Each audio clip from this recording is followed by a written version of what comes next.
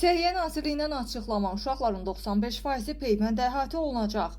6 noyabr tarix və gündəm xəbərin efirində bir açıqlamanı diqqətinizə çatdırırıq. Belə ki, Azərbaycanda gələn ilin sonuna uşaqların 95%-nin peyvəndlərlə əhatə olunması nəzərdə tutulur. Bunu Səhiyyə Naziri Teymur Musayev parlamentdə gələn ilin büdcə zərfinin müzakirəsi zamanı çıxışında deyibdi.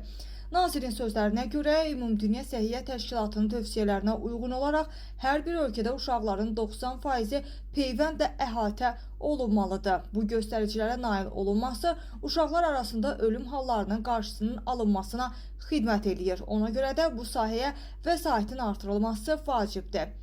Qeyd edək ki, Səhiyyə Naziri Teymur Musayev xatırladıb ki, 2026-cı ildə dövlət büdcəsindən Səhiyyə Nazirliyinə 274 milyon 500 min manat vəsait ayrılması da nəzərdə tutulub və bu açıqlamadan sonra gələn ilin sonuna qədər uşaqların 95%-nin peyvəndlərlə əhatə olunması nəzərdə tutulur.